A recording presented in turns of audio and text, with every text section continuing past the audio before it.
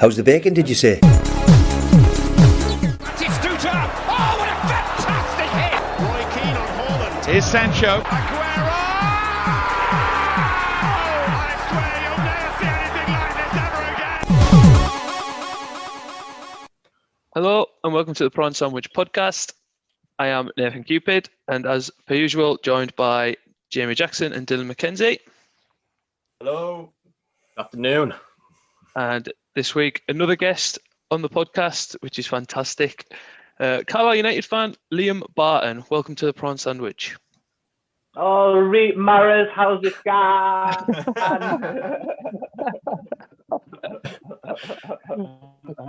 Nice to have Beautiful you to be here. Thank you very much. Nice. No worries, mate. Keeping it local this week. Staying in the CA. Keep it within the postcode. Absolutely, mate. So I'm going to take today's. So what's the crack? I want to take today's questions. Just for the usual listeners, like we normally have a period we talk about the current situation at clubs, but Liam himself has his own podcast called the Blue Army Podcast. So if you would like to switch over to there to listen to current things Carlisle, that would be much appreciated for him. Jamie's been on an episode for us, representing us, and it's good for Carlisle fans get to know what's going on at the minute, all the news, previews of games, reviews of games, etc. So you enjoying doing that, mate? Oh, absolutely, mate. I'm on episode 10 now, and it's been quite the journey. I started off just recording on my mobile phone using an app. And now I've upgraded. I've got the setup with a microphone and a mixing desk, and it's just been an absolute learning curve. But I've been enjoying it. I need something to do during lockdown. You see, my day to day, I'm a chef, so that's gone out the window for the last year almost. So it's about time I got off my backside and started doing something else. So I'm absolutely buzzing to be doing something, mate. So yeah, I'm really enjoying it. Really enjoying it. Quality, mate. Quality. Wait, it's pretty much the same with us, to be fair. Yeah. Feels a day in the week. Yeah, So keeps it ticking over, and Yeah. who doesn't like talking about football at the end of the day? So. Oh, that's it, mate. Yeah, that's it, exactly. I mean, you guys have been going since before the lockdown, though. You guys were doing like in the same room podcast, which seems like a different world. Yeah. Oh, the glory days. I've never been able to do that yet. From it's a Monday you can do it in each different of the world, gardens. You can do a garden podcast from Monday. I might get on that one. You have live penalty shootouts and that. Oh, that'll be good. That'll be good for a podcast. So, tell you what, mate, penalty we'll fire into it. And our normal first question for guests of sporting clubs is your first memory supporting Carlisle United. Yes, my first memory supporting Carlisle United, I was 6, going on 7. It was the 1997 Auto Windscreen Shield final. I got to watch it on television. Unfortunately, I was told I was too young to go.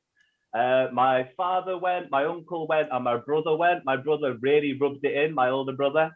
And they were all dressed in head to toe in all the kits, and it just looked like I wanted to be a part of the team. You know, they were all wearing the blue, and they were all going to Wembley, and I was getting left behind. So after that, mate, I was just desperate to be a Carlisle fan so I could be part of the gang. You know, that's what happened for me.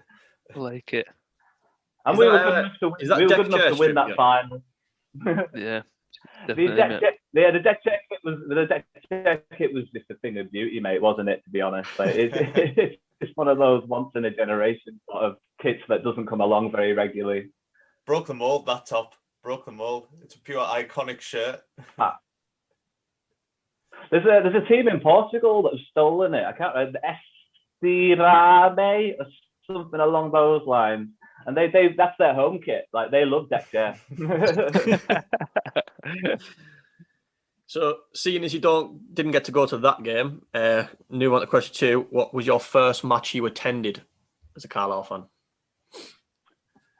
So this one was a bit of a head scratcher, to be honest, because I got to go to a couple of games when I was quite young, but I was maybe too young and not enough interested in the actual football that was going on the pitch, because we would go in quite a large group with some cousins and some friends of cousins and things like that. So the first sort of 6 or 7 games I went to as a kid, I was probably more interested in getting my hot chocolate and a Mars bar at half time and then playing keepy uppy with the styrofoam cup. So I can't necessarily zero in on the first ever game that I went to, but my first real memory of paying attention to the match has to be 1999 the Jimmy Glass goal, St. Jimmy. That has to be the one I was paying attention to. I had no choice to pay attention on that day. You had to pay attention on that day. And my God, what a memory. Absolute unbelievable atmosphere, the whole game. On the way into the stadium, everyone was buzzing. Everybody was just in high spirits, even though it was a relegation dogfight day for us. And just the way that it went down, I mean, you guys must know the story. The goalkeeper comes on loan, plays 3 games and scores the winning goal, and we get to stay in the Football League. You know, it's one of the best stories in football history. You know, it's up there. And yeah, that was my first big memory at Brunton Park. So I've just absolutely fallen in love with the team since then. You've given me goosebumps, mate. Mate, I can honestly, I'll put the goal on and I'll do my own commentary. Like it feels that much to me. Like I love it that much. You know what I mean? I could do the commentary word for word. Oh, mate, what a moment. Can you remember hearing the leg break in that game? There was one of the opposition players broke his leg, didn't there? And you heard the snap in the stadium. Yeah. It went quiet, and then I obviously as a kid you don't really know what it means when you hear that kind of noise, but you feel other people, like you felt other people react to it for you, because you don't know. I was like, oh, what was that noise for? You know, and then someone says he's snapped his leg. You know, and it's like, wow. But it was that. There was that moment where everyone knew, you know what I mean? And there was about 12,000 people there as well. They just went. It was hectic. Everyone heard it. Yeah. Fair enough. Let's give a question actually then. So is that your best memory? Have you got one that beats that? Sport in Carlisle. I would say that's it's up there. I've got as you get older and you get to have a couple of lagers, then it's a different experience for football, isn't it? So I've got a favourite memory as a lager house, I suppose. 2008 was it? No, 2010. Sorry, 2010. We played Leeds in a semi-final for once again the LDV trophy. I think it was the LDV at the time. Might have been the Papa John's. No, it's Papa John's now. Who knows? They keep changing its name every bloody week. But over the 2 legs, we beat Leeds at their place at Ellen Road, 2-1. So we brought them back up to Brunton Park, and it was we got the first goal, so it was 3-1. So we're thinking, oh yeah, things are going pretty well for us. Like we're definitely going to Wembley here. And then Leeds get 2 goals back. It's like, oh no, what's about to happen next? And then we get another goal. So we're thinking, yeah, we're still going to Wembley. The Leeds get another goal. No, penalties happen. And then, you know, when penalties happen against Leeds, you're thinking, I hope we can do it. And, you know, we did it. And when we did it, mate, so when we did it, it went off. Oh, wow, man. What a moment. To beat Leeds, like we owed them one as well. We owed Leeds one because they'd knocked us out of 2 playoff finals for promotion. Like in the previous 2 seasons, they'd knocked us out of 2 semi-finals already. So we owed them one, and we finally bloody got one, and it meant a lot to finally bloody get one. I can remember that. It's special winning a cup semi-final on pens, like. Oh, mate, absolutely. In front of the home fans, like you just can't beat it. Nah, spot on. So leading off that, we'll get to the doom and gloom, which we've seemed to have a lot of with our guests since we've had like Birmingham and Derby fans. Worst memory supporting the club. Yeah, I've got to bring up Leeds again, I'm afraid. It was, what were they doing in League One? Like, they shouldn't have been anywhere near us. Like, that was the worst thing about having Leeds in League One, is that if they weren't in League One, then maybe Carlisle might have made it to the Championship over them 2 years. Leeds were just like, what are you doing here? You shouldn't be here. This is League One. You should be higher than this. Why are you messing around in this division? And he hung around for like 4 years. Oh, mate.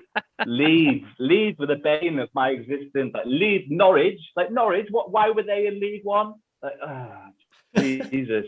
Them two teams were the bane of my existence. But Leeds knocking us out of the 2008 semi-finals, mate, at Brunton Park when we were up winning the first leg. And they came to Brunton Park and turned it round. And Johnny Howson scored a goal in the 90th bloody minute just after injury time had been announced. And my heart just broke. It just broke, mate. I was just sick of Leeds by that point. I was just so sick of Leeds, mate. It was, that's the only time I've ever cried as a part-time rivalry. There was fan. players that we had. It was horrible, mate, wasn't it? It wasn't nice. It wasn't nice. Did Leeds go up that year, or did they not? I can't remember. No, they got beat in the playoffs off Doncaster, didn't they? 2 years. Leeds didn't. Oh, right. Yeah. They didn't go up for 2 years. They went up in 2010. It became quite a rivalry, the Carlisle Leeds. I can always remember that like them seasons. There was always bother when they came as well. Always bother. Yeah. I mean, the police made more of a meal out of it than anyone. Like, they're giving them an escort to the stadium. You're going to draw attention to yourselves, aren't you? Yeah. The police in No Carlisle other do the team same needed thing, it. don't they? With every away fan that comes with a bit of a reputation, they pile them all into the Griffin, just all of them, like straight in there. So they're just getting tanked up even more straight from the train. And you're on Botchergate, where every other bar in town is. Of course, there's going to be problems. Of course, there is. Yeah. Ridiculous. Not a very well thought out plan, because you'd be getting Leeds fans and Millwall fans coming off the train at 10 in the morning, and they wouldn't take them to the stadium until 2:30. Yeah. Like, so they literally just trap them in the pub for 4 hours before a game. It was It made a great atmosphere. Don't get me wrong. Like, those years, like Brunton Park was rocking those years, mate. Like, it was an amazing time to be a Carlisle fan, to get to see some of those big teams bring their away fans all the way up here, you know. And then 9 times out of 10, we give them a bloody good show as well, if not beat them. Absolutely. Completely agree with that. 110%. So we'll get off the doom and gloom, and we'll go on to the next bit. Your favourite ever player. Doesn't have to be the best, whatever, but who is your favourite?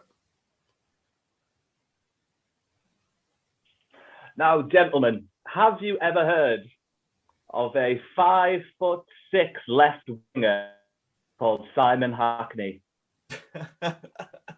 Yeah. Have you heard of Simon Hackney? Simon Hackney came from non-league, a team called Woodley Sport, and I think I was 15 or 16. Me and my mates went to a pre-season friendly against Middlesbrough. And we had a couple of tinnies. We snuck them in under our coat, and we had a couple of tinnies sitting up in the back stand next to Derek Lacey doing the commentary. And this lad went on the pitch with a football kit that was too big for him. He took the ball from the inside of our box to the inside of their box in about 2.5 seconds. He was that quick. He was rapid, mate. Unbelievable. And I've never seen lightning like it on the football pitch. I'd really never seen anyone move that quickly with a football between his legs. And I fell in love with him that day. I didn't know that 6 months later, it would become a habit that he would run and then accidentally leave the ball behind and have to sort of like come back and then get the ball again and then carry on. It became a habit of his dribbling ability. When you're on trial against Middlesbrough, maybe you concentrate a little bit more, I'm not sure. But the excitement of watching him when he got the ball and just seeing how quick he could run with the ball. I just really enjoyed it, mate. He wasn't strong enough for the division necessarily. He wasn't necessarily controlled with the ball. He wasn't amazing with assisting other players. He wasn't an amazing goal scorer. But on that occasion, once or twice in a game, when the ball went into Hackney's feet, that was the most exciting thing in the world to me. Fair enough, mate. Fair enough. I've got a little Simon Hackney. I got a little Simon Hackney story, actually. I was the first person in Carlisle to get Simon Hackney's name on the back of my shirt. And we went to the game and I shouted, Simon, Simon, Simon, sign my shirt, Simon. And he came over and he signed my shirt. And he said, you're the first person that has ever got my name on the back of your shirt. And thank you very much. And he thanked me. And then, how can you not just even more have more of a man crush on somebody? And he just seemed that nice. Yeah, that is quite great. Oh, Great little anecdote. It was a class act. Just a class act. Just a class act. Just an absolute class act. I like it. Brilliant. Love it. Love that. So, then next one, your favourite ever goal. Oh, right. Okay. Sometimes as a Carlisle fan, we are lucky enough to somehow sign a random player out of nowhere that doesn't necessarily belong at Brunton Park. And my favourite ever goal was scored by one of these strikers, Vincent Perricard's scorpion kick against Norwich. Have you seen this strike, gentlemen? I was at that game, mate. I was at that game. It just came out of nowhere and he didn't care. It was just nonchalant. It was like, ping. That was it. Whatever, scored goal. Like, just totted along. Wasn't even bothered. It was a great goal. It was instinct. It was just absolute instinct. But it was, it came out of nowhere. The cross wasn't a great cross. It was too far behind him. And scorpion kick. Goal. Wow. he was a mad signing him. He played in the Champions League for Juventus. Yeah, he played for Juventus. 2002 or something. Yeah. Even I remember him signing. Yeah.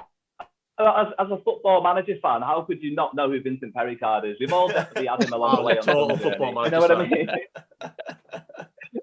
What a target man Vincent Perricard was for any championship team. Oh, it was class.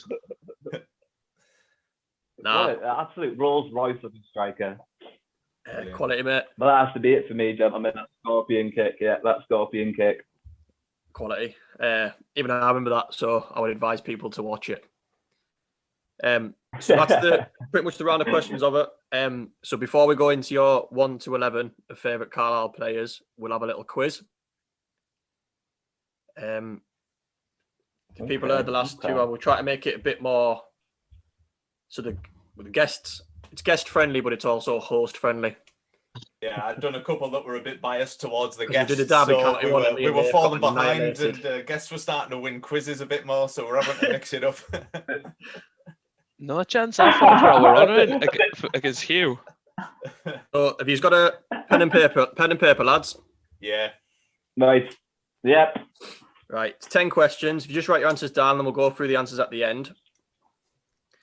And the answers will be Carlisle players that have also played in the Premier League. Oh, yes. Ooh, okay. Carlisle players that have also played for Sunderland was shockingly far too easy.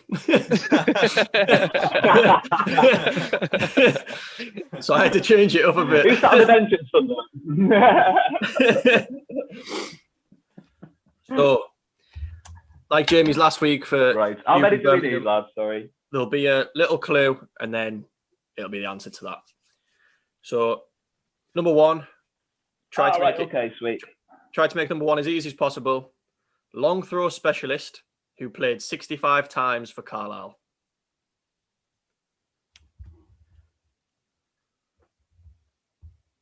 Yeah, happy with that. All right. Number two, penalty expert who has 193 Premier League apps for two different clubs who made 9 appearances on loan at Carlisle. I'm done already. you want to read that one again, mate? Oh. Aye, please. So, penalty expert, who was 193 Premier League appearances for 2 different clubs, who made 9 appearances on loan at Carlisle. I wrote an answer down before you'd finished the question, then had to scribble it out. I'm going to have to leave that one blank and try and think about it later on. I've thrown a Hail Mary in there, to be honest. Number 3, League One and Championship specialist, who struggled in the Premier League, making only 9 appearances for Burnley, scoring no goals. Oh, good grief. So remember, they both play for Carlisle and a Premier League club. So it's a League One and Championship specialist who struggled in the Premier League, making only 9 appearances for Burnley, scoring 0 goals. It's a hard quiz, this, though. Aye, is it? Sorry, lads. Aye. I like to make you struggle, man.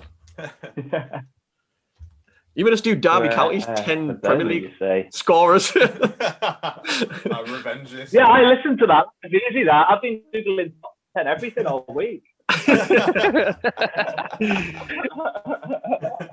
Number 4, Borough midfielder who was told he could leave due to foreign signings, but ended up staying at the Borough and made 34 appearances in the Premier League. No, I'm certain I've got that one. I'm certain I've got that one. So Borough midfielder who was told he could leave due to foreign signings, but stayed and made 34 appearances in the Premier League. I think I'm happy with that one. Little further clue, the player that was signed to replace him is now flying at Atalanta. So number 5, long-time Crystal Palace servant who only made 1 appearance for the Blues. Yeah. Between 2002 and 2010. My answer for question 4 is gone. I've had to scribble that out. What was question 5 again, mate? I think I might have confused you with number 4. The foreigner that was bought to replace him is flying at Atlanta, not the place. That's why I've crossed it out loads. Number 5 was long-time Crystal Palace servant who only made 1 appearance for the Blues. His Crystal Palace tenure was 2002 to 2010. Oh, bloody hell. I've literally got one name wrote down now.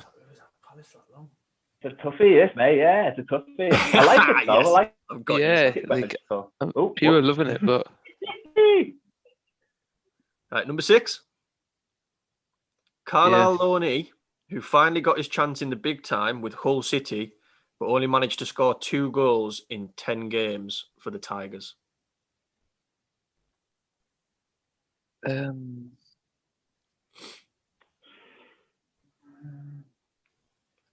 Oh yes, I've got Jay. That's my goal.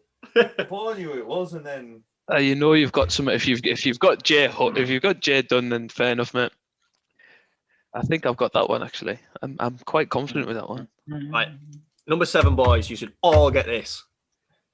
Dead ball specialist who scored 19 times for Carlisle and has 237 Premier League appearances to his name. I think that's who I put down for my sec for question. Yeah, that is who I put down for my second. He's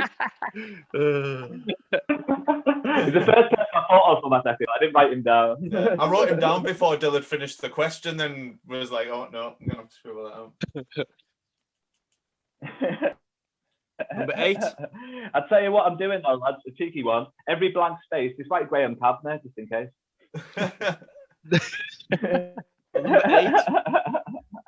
Ex-Carlisle and Sunderland midfielder who also made 16 appearances for Ireland.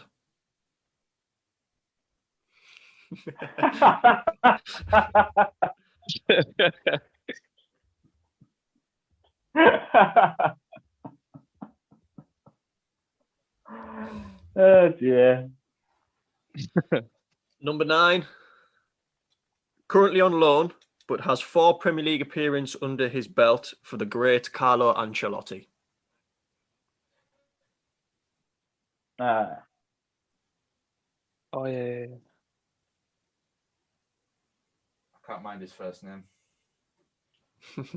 We accept second name. Is it an answer? Yeah.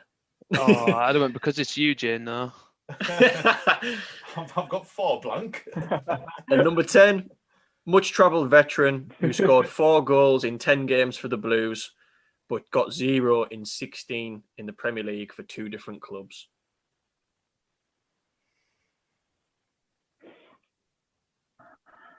Stumped. And if you want me to read any of them again, lads, just shout away.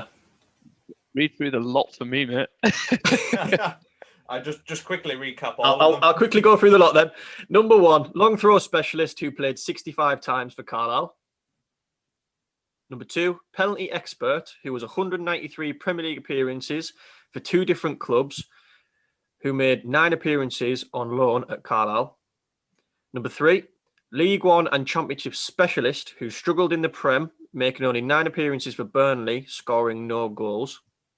Number 4, Borough midfielder who was told he could leave due to foreign signings, but stayed and ended up making 34 appearances in the Premier League.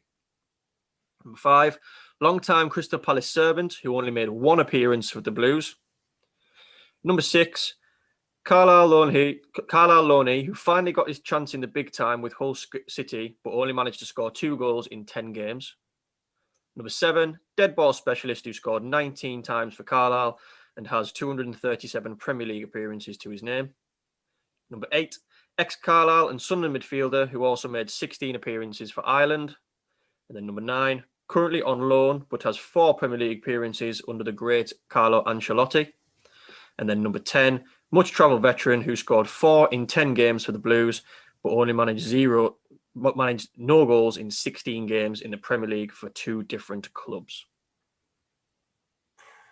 Absolutely smashed to pieces here. I've struggled. Yeah. Struggled big time with this one. Woo. Says something when the Carlisle United quiz is the hardest one we've ever done. Do you want me to just go through them and read the answers then instead of getting your answers off you boys, or do you want? Aye. I'm happy with that. Yeah, that's all right. That. And you can mark your own. I'm happy with that. Yeah. Right. Lord blank. Tell you what, I'll do a question and you can tell us who you think it is. So number 1, long throw specialist who played 65 times for Carlisle. That's Rory Delap. Rory Delap. Bro. Everyone got Rory Delap? Rory 1 point each, lads, to start it off. Well done. Just write them down. One. Penalty expert who was 193 appearances for 2 different clubs, who made 9 appearances on loan at Carlisle. I wrote Jermaine Beckford. Yeah. Oh, that's not a bad shout. I don't think he reached that many goals for us. But Yeah. No, that's a good shout, though. I left it blank. What did you put, Liam? I got Leon Osman. But then I was like, he played way too many games. Well, lads, you fell into my trap. Penalty expert didn't say he scored them. He saved them. It's Tim Krul. Oh, mate. I like it. I like it. Oh, yeah. Love that, yeah. Clever You. bastard. That's a slap in the face with a leather glove, that, eh? Wow. No. So number 3, League One and Championship specialist who struggled in the Premier League, making only 9 appearances for Burnley, scoring no goals. Any guesses? I put Robbie Brady. Put a Scott Dobie. Jay, nothing? Putting out. All right, lad. Naki Wells. Oh, a few. See, they've had that many players. You know what I mean? Right. Question 4. Borough midfielder who was told he could leave due to foreign signings but stayed and made 34 appearances in the Premier League. Adam Clayton. See, I wrote Mark Somerville down, and then you hit me with the Atalanta thing, so then I scribbled it out and wrote Adam Clayton. Liam? Yeah. How about Adam Clayton? It was Adam Clayton. Points all round. Points all round, boys.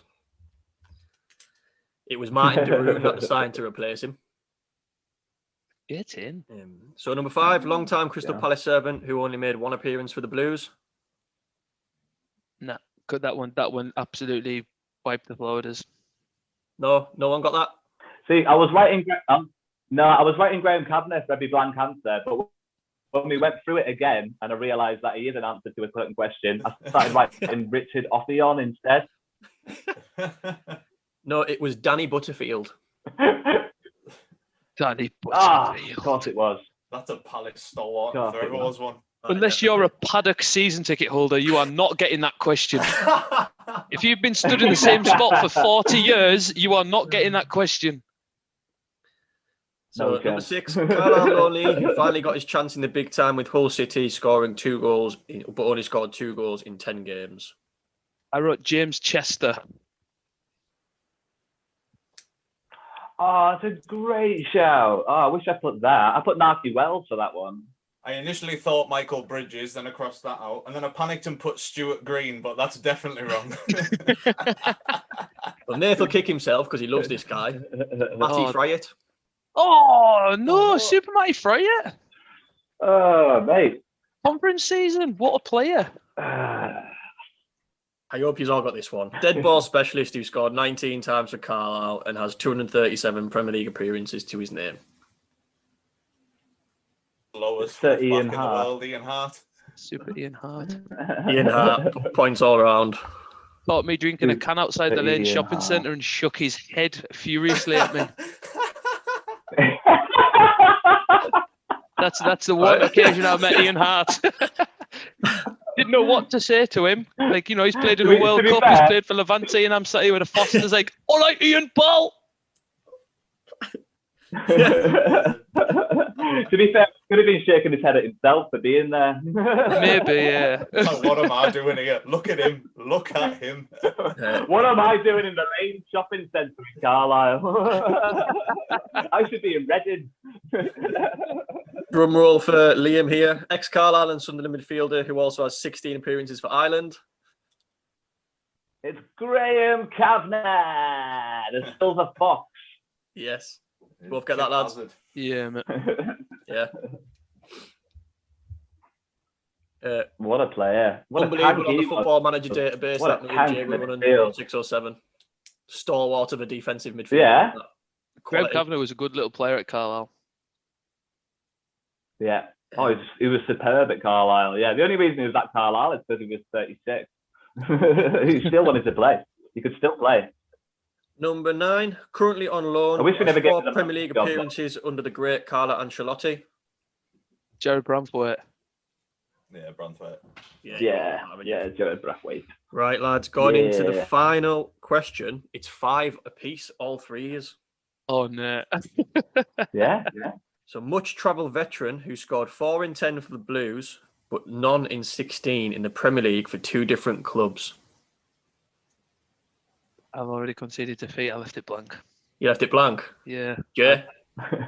I left it blank. I was trying to rack my brain then to just take a stab in the dark. For the win, Liam. For the win. I actually went Vincent Perricard. It's Vincent Perricard. Oh, get What in. It was Vincent Perricard. No goals for Stoke and Portsmouth. Yeah. Of course. I forgot he played for Yes. Portsmouth. So Oh, Liam brilliant. takes it 6-5. Scorpion kick specialist. Oh, Steals love it it. at the end. that was a With the fitting end to the Scorpion quiz. kick. That. Boom. So the tiebreak question, just for fun, was how many goals have Danny Graham and Charlie Wyke scored for Sunderland and Carlisle combined? Oof. Well, Danny Oh, Graham's yeah. got 40. It's got I don't know, mate. 900 or something. 210. 114. It's actually bang on 100. Oh, Get in. 100. Yeah.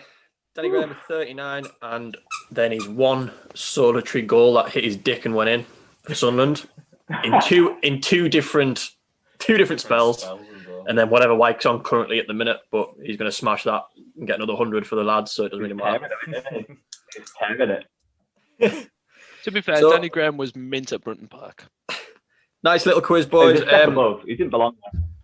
And we'll finish off now with Liam Barton's favourite Carlisle 1 to 11. So what formation have you gone with, mate? All right. Right, so I've gone with a classic 4-4-2 because I need wingers because I've told you already my favourite player is a winger, so I needed wingers. So I've gone for a 4-4-2. Absolutely. We've got the should I just kick off? Should I? We've got the legendary Tony Craig in nets, the round figure of Tony Craig sitting between the goals there. He had 2 spells with the Blues. He had a good first spell where he won the 97 also windscreen final. He saved 2 penalties in the final. And then he decided to come back to Cumbria after spending a lot of time in Newcastle. And I think he was over in Vancouver playing some MLS bench warming. And he made 2 appearances at the age of 38 when he came back. So it just showed to me that he had a love for the club, you know what I mean? The fact that he came back. And I've got a soft spot for him because when I was 11, I went to Tony Craig goalkeeper school. And he was lovely. He was lovely. He was spot on. He was really nice. So at left back, we got Zigor Arenalde. Does anyone remember Ziggy? Yeah, I remember. Yeah. I remember the name. We love our Spanish defender. Yes, mate. What a player. He was just a touch of class. He just added a little bit of calm and quality to the defence, I think. And he was just one of those players that when I was really in love with Carlisle, he was just constantly in the team. And he just had that name, Zigor Arenalde. I mean, what a beautiful name.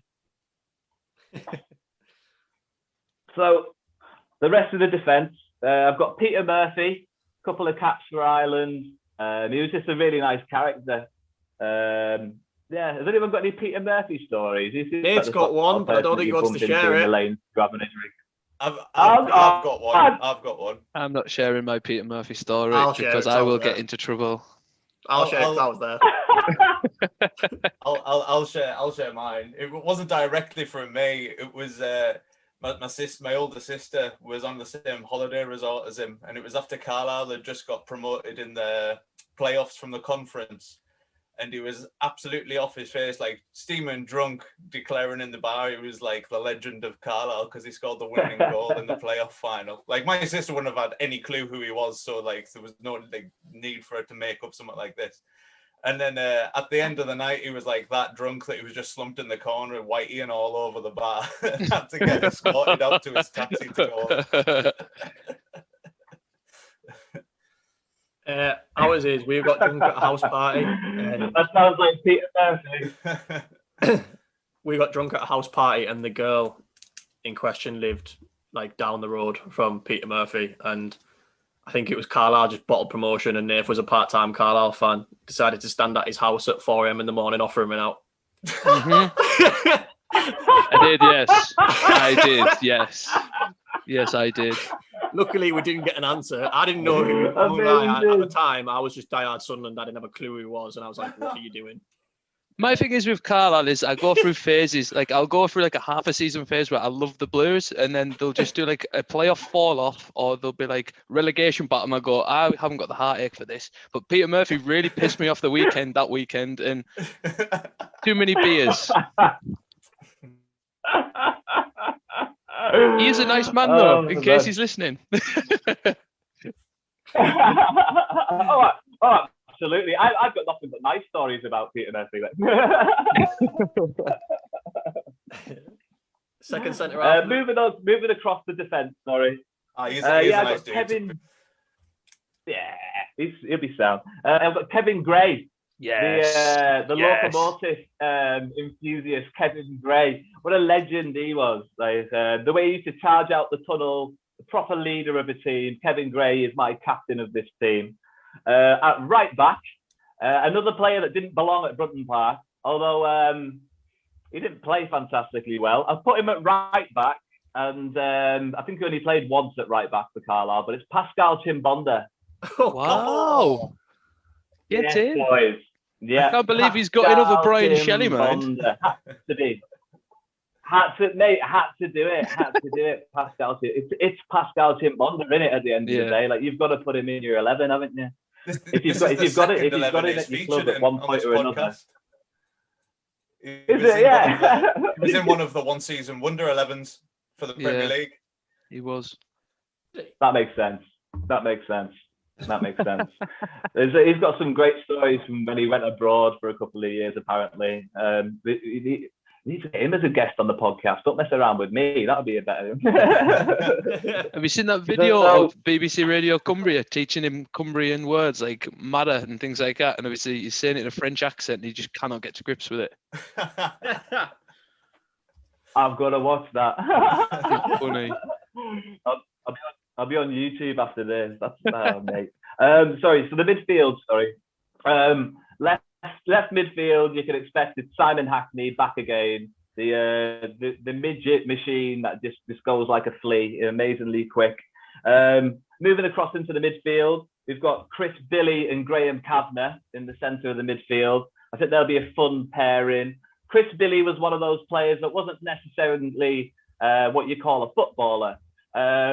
He was more of a trier, you know. Yeah. He was really good at trying, and we enjoyed the fact that he was visibly always trying to play football. And Graham Kavanagh was an amazing footballer at the end of the day, wasn't he? Just a touch of class. On the right midfield, I've got Ryan Baldacchini, because his name is Ryan Baldacchini. I like it. Maltese right midfielder. Just one of those players.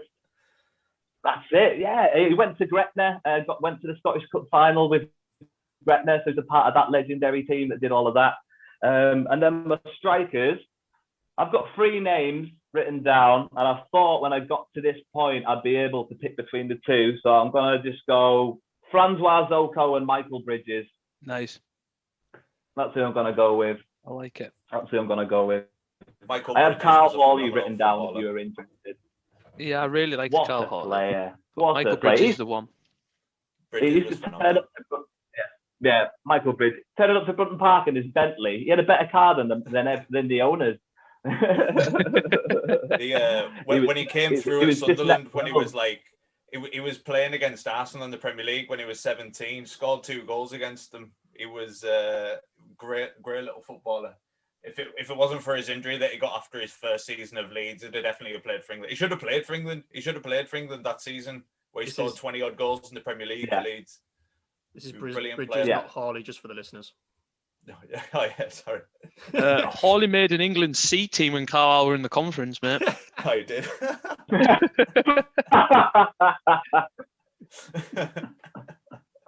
Is that just above indoor, is it? Is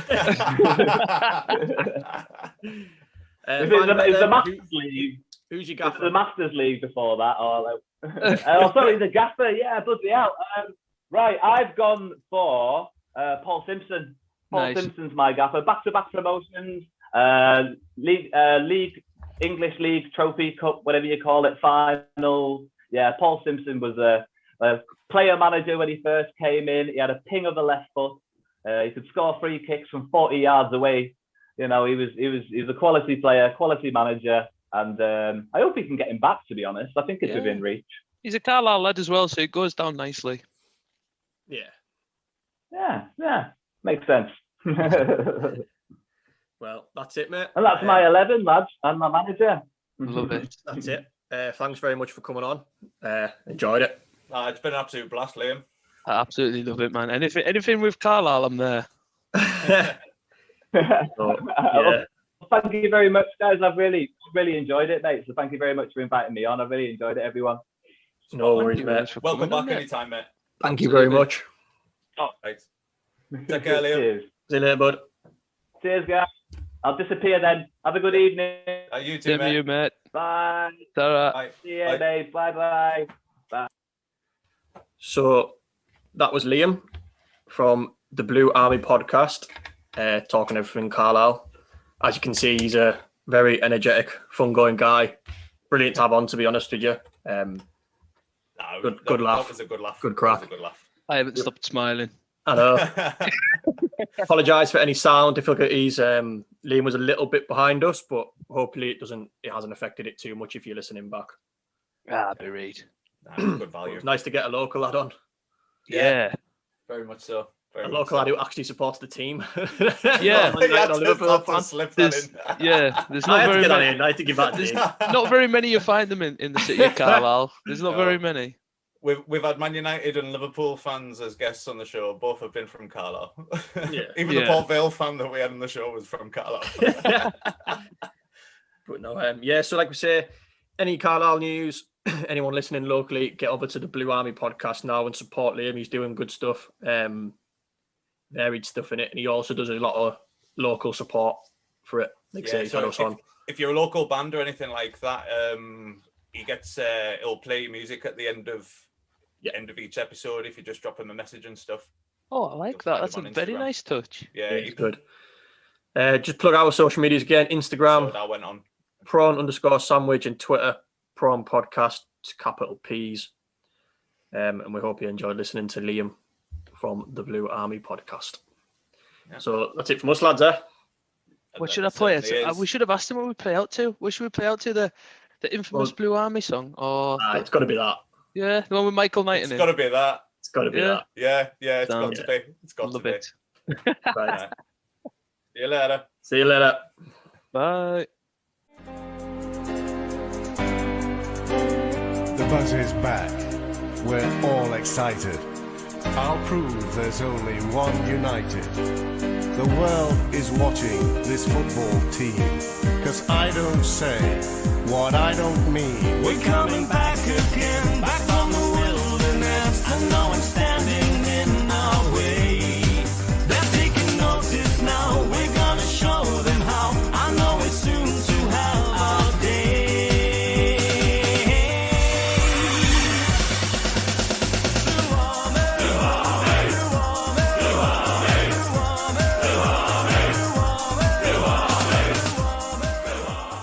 How's the bacon, did you say? It's Duta. Oh, what a fantastic hit! Roy Keane on Holland. Here's Sancho. Aguero!